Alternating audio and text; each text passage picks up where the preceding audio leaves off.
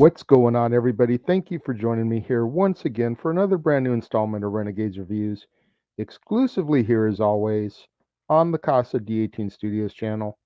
I, of course, am your host, the Renegade JJ Williams, and today we continue our journey into the Disney Vault and we go back to the Renaissance period to take a look at Aladdin, starring Scott Weiner, Linda Larkin, Jonathan Freeman, Gilbert Gottfried, Jim Cummings, Frank Welker, and Robin Williams. What's going on, everybody? Thank you for joining me here once again for another brand new installment of Renegades Reviews. And as I said during the introduction, today we're going to go back into the Disney Vault. We're going to go back to the Disney Renaissance era, and we're going to take a look at Aladdin. Now, as our movie opens, we are introduced to a merchant who shows us some of his wares. We begin to depart from the vendor until he shows us a lamp of his, which is also for sale, and he begins to tell us a story. We then meet Jafar, the royal vizier for the Middle Eastern city of Agrabah, and Jafar is in search of a lamp that is hidden within the Cave of Wonders. However, Jafar has been forewarned that only one person is worthy enough to enter: the diamond in the rough. Jafar is later able to identify the diamond in the rough as Aladdin, an Agrabah street rat.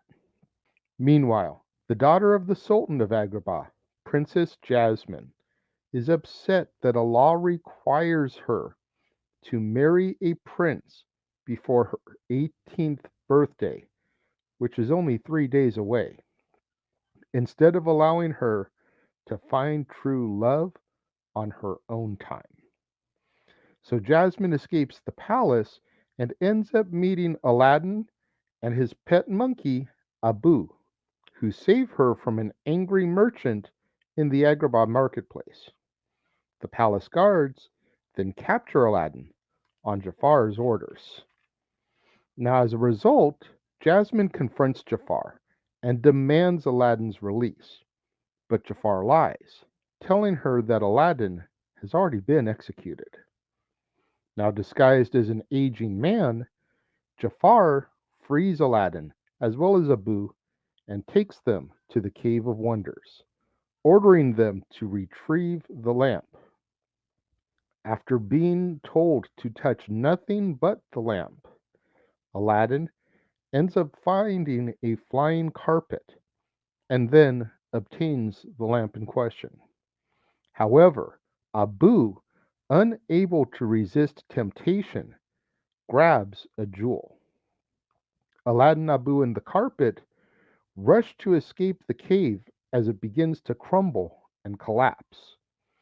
Aladdin gives the lamp to Jafar, who then betrays him, throwing Aladdin and Abu back into the cave, though not before Abu is able to secretly steal the lamp back.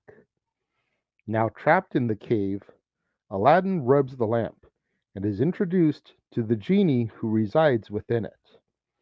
The genie informs Aladdin of his three wishes.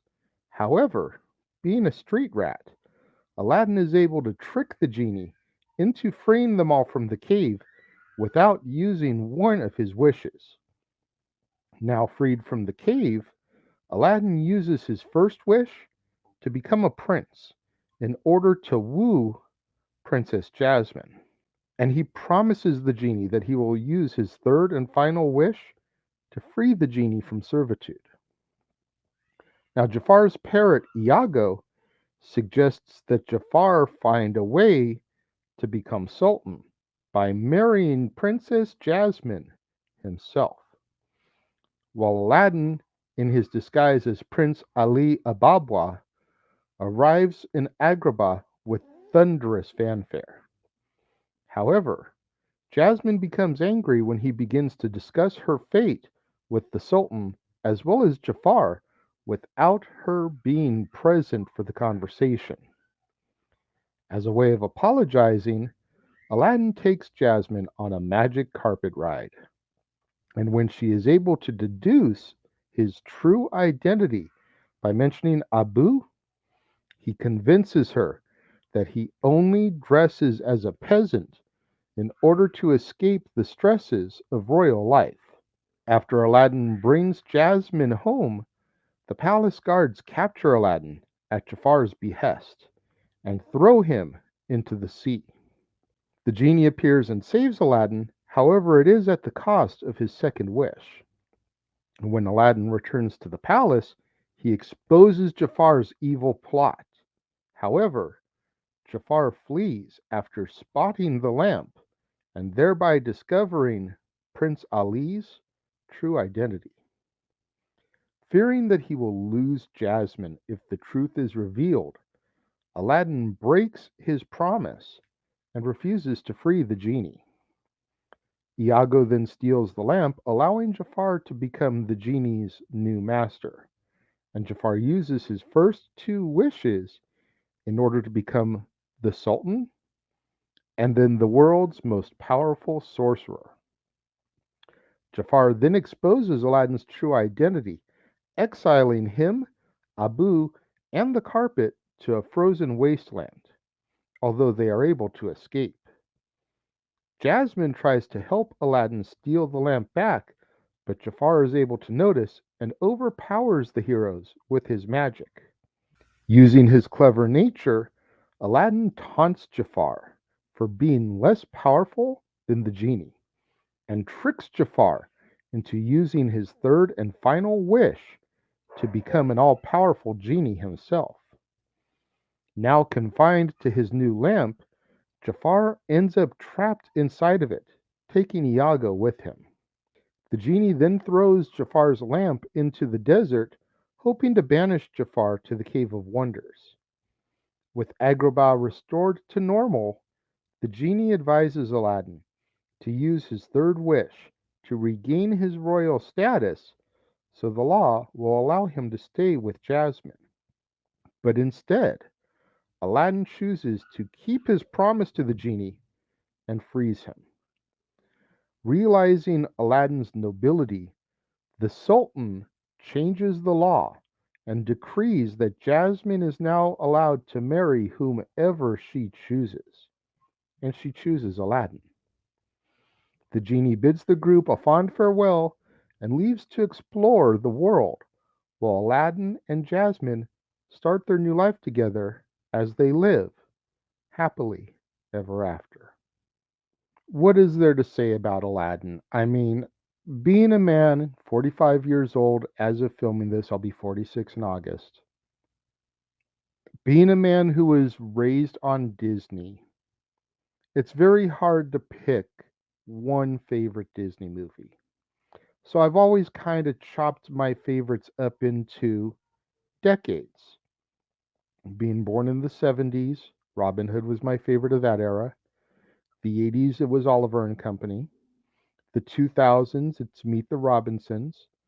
The 2010s, revoke my manhood card if you want, but I really loved Frozen as well as Wreck It Ralph. But in the 90s, man, it was Aladdin. Aladdin is my favorite of the Renaissance era. I watched Full House on a regular basis, so Scott Weiner, DJ's boyfriend Steve, as the voice of Aladdin. I was getting to that age where I was starting to get out of the whole, girls, ew stage and finding girls attractive. Princess Jasmine, I thought was gorgeous. Granted, a cartoon character, but still, there was just something about her beauty and her strength.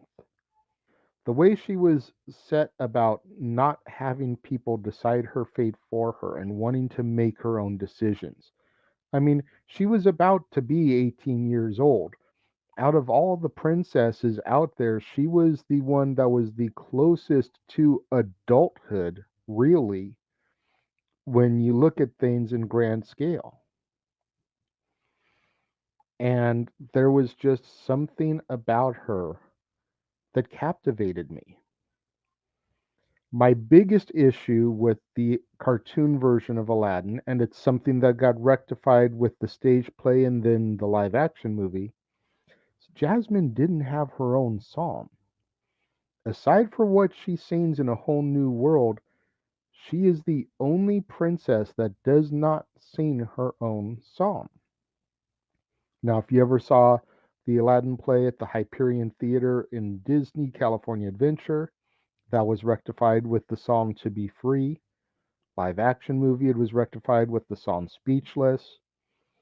But if you think about just the confines of animated Disney, Jasmine's the only princess that never had a song. And it's crazy to think about it because that was their money back then was the princes and the princesses and their songs. You know, you go back even to the beginning of the movies and you think about I'm Wishing. You think about Once Upon a Dream. You think about um, Someday My Prince Will Come. You think a dream is a wish your heart makes. Then you go and you jump ahead and you get to, part of that world, part of your world. You think about Belle's songs within Beauty and the Beast. Something there, you know. And Jasmine had nothing except for what she shared of A Whole New World. Robin Williams, of course, we all know, stole the movie. Lots of controversy with Robin Williams and Disney as a result because he never wanted to be featured as the star of the movie, and Disney did it anyways. But this role of the genie was written with Robin in mind. Rest in peace, Robin, who will have been gone 8 years this coming August. Gilbert Gottfried as Iago. Rest in peace, Gilbert. We lost him earlier this year. Gilbert Gottfried's one of those guys who he only has one voice. The way you hear him as Iago is the way he is in pretty much every movie he's ever done. It's just a matter of how pronounced his voice is, and if he's just talking or if he's doing his Gottfried scream. But there were so many great things about this film, the art, the storytelling, the characters, the songs, that when it comes to my rating of this film, I don't think it'd surprise anybody for me to give it a 5-star rating. I know that in the confines of the Renaissance, this isn't the favorite for a lot of people. We're going to get to that one on Wednesday. But for me, this is a great movie and I can watch it over and over and over again. What do you guys think out there? Let me know if you're watching the premiere. Leave your thoughts and comments over here. If you're watching on demand later in the day, leave your thoughts and comments down here. Let's engage that conversation, as I'm always asking for here, when it comes to the Walt Disney Animation Studios Renaissance, Aladdin, Jasmine, Genie. Let me know your guys' thoughts. Make sure you guys tune in immediately following this episode, right here on the Casa D18 Studios channel, as well as over on the Jeff Meacham Network, as good old JM and I discuss the top 10 Will Smith songs of all time. And as a matter of fact, we're not just going to be covering Will's solo career. No, no, no.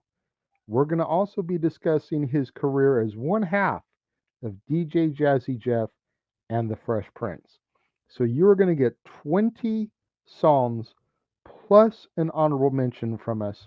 Once again, immediately following this broadcast, both here on the Casa D18 Studios channel, as well as on the Jeff Meacham Network.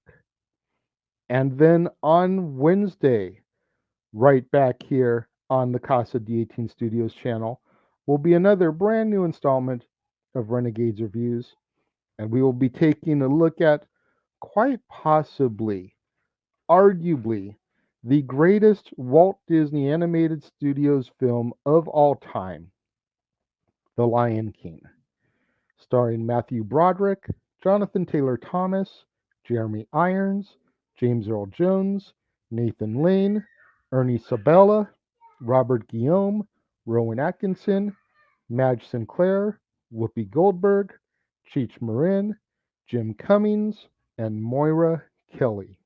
You're not going to want to miss out on any of that content, both right here on the Casa D18 Studios channel, as well as over on the Jeff Meacham Network. To all my loyal fans and friends out there that joined me and tuned in today, thank you very much. I greatly appreciate each and every one of you. Make sure you smash that like button. Make sure you're subscribed. Make sure your notification bell is turned on so you can be notified when all my other videos go up. Make sure you share this video with your family, friends, movie lovers, cinephiles, Disney fanatics, people who love Jasmine, people who love the Renaissance era, people who love Robin Williams. Anybody you can think of that you can share this video with and get it out there to the general public. I would greatly appreciate that. It'll definitely help boost my visibility up in the YouTube algorithms so I can eventually get monetized by the end of the year. Thank you again to all you guys who tuned in and joined me today. Happy 4th of July. Make sure you guys are safe out there. Enjoy your fireworks celebrations. Enjoy your barbecue. Enjoy your time with family, but do it safely. There's no sense in any of us going to the hospital for stupid firework accidents or whatever. Always be safe. I will see you guys next time.